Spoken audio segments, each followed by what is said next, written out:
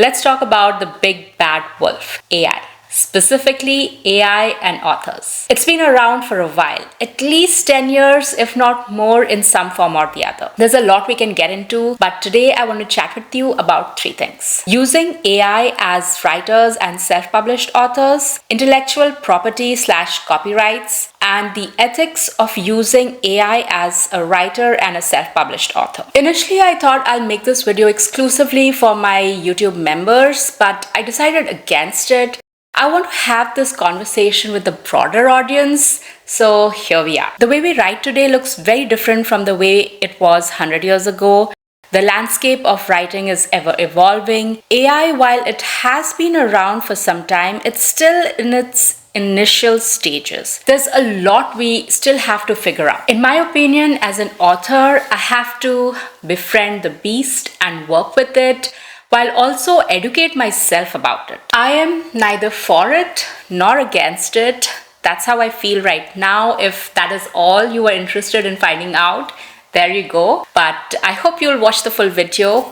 So let's dig a little deeper. Using AI as a writer and self-published author. I want to look at this as one, as a writer, and two, as a self-published author. So from the business side of things, using AI as a writing companion or an assistant. So using it to propel our creativity. As writers, we hit a point where we need a second pair of eyes to help us. And that's where I am talking about using AI for. To me, that's where it makes sense to use AI, because AI has not reached that level to give real good quality writing. That's been my experience. I don't know if anyone else has been using it and getting better results, but what I have seen, it's good for troubleshooting your ideas and getting you over plot humps, but as quality writing, it's not there. So that's what I would use it for. I asked AI to help me write the script for this video. It gave good points. So it was good for the research of it, but I had to take that research, make sense, write it in my own voice, include the points that I wanted to talk about, and I could say it more confidently because I had experience using it. So while there was a lot of things that AI helped me research, I could only use it as a research. What it did do was condense my time that I would have taken to research. It would have taken me over months, because that's how much it took me when the first time around I was planning to make this video. It helped me this time to condense all that into a couple of hours, because I had to give it input and try and refine whatever output it was giving me. And it took me about a week to go through all the research it gave me and formulate my own thoughts around it, and then create the points I wanted to talk about. So instead of spending months over this, it took me about a week. So you see my point. There's a lot AI can do, but it's not yet there to replace human ingenuity. So use it to help you overcome writer's block and fix your grammar, format the blog post, which is what I did. There is a blog post on this topic that I used AI to help me research and format.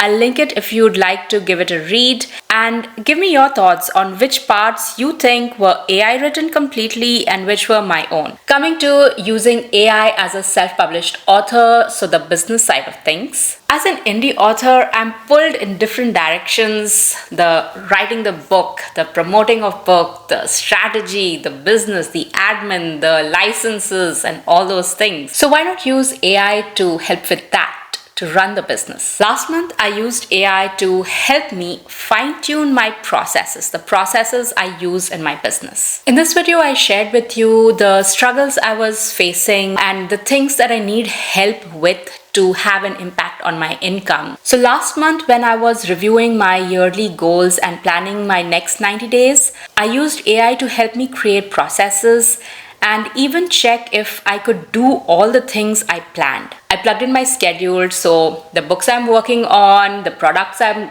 planning to launch, the YouTube videos I'm planning to make. I plugged in all those things, and it told me that I had too many things on my plate.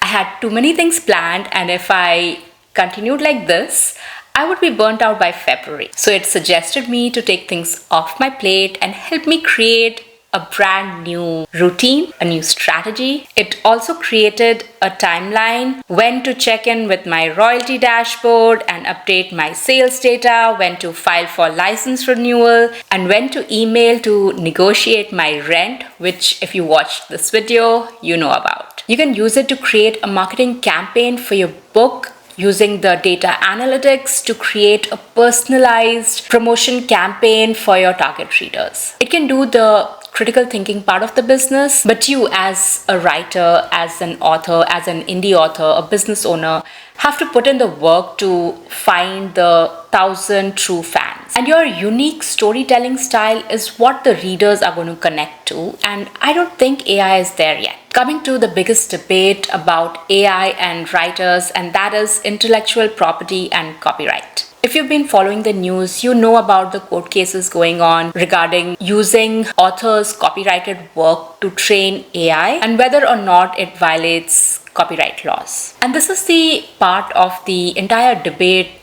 regarding AI that I'm most interested in following. There are a few IP and intellectual property lawyers that I'm following on Instagram who frequently share their thoughts about AI and their perspective and their understanding of the different cases that are going on. And it's been very helpful to understand things from the side of law and also have that perspective as an author. What would I want? My understanding is that IP law will have to speed up to catch up with all the changes that are coming about with AI. These laws were written for a different time, so there's a pressing need to change things to safeguard our rights, author rights. If you've been following news, I'm sure you would have seen how the things were negotiated between the Writers Guild and Hollywood execs. That's the kind of information that we need to have and be part of these conversations. Because as authors, we have to be vocal and advocate for our rights. With great power comes great responsibility, and that brings me to the ethics part of this. The ethics of using AI as a writer and self-published author. In my opinion, escaping AI completely is not going to be possible for long. And as it becomes an integral part of our creative process, the necessity of transparency becomes important.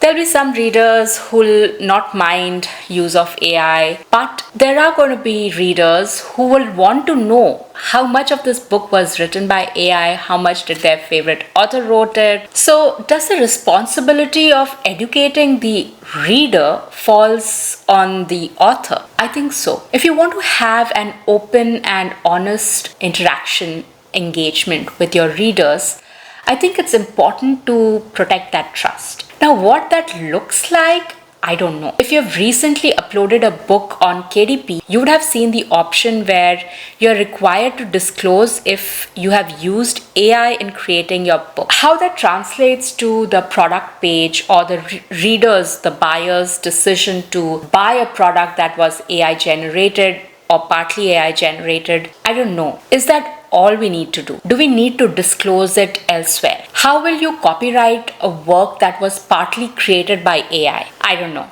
But if you have answers to these questions, leave them in the comments below. I'm sure we'll all benefit from your insights, and I'll see you in the next one.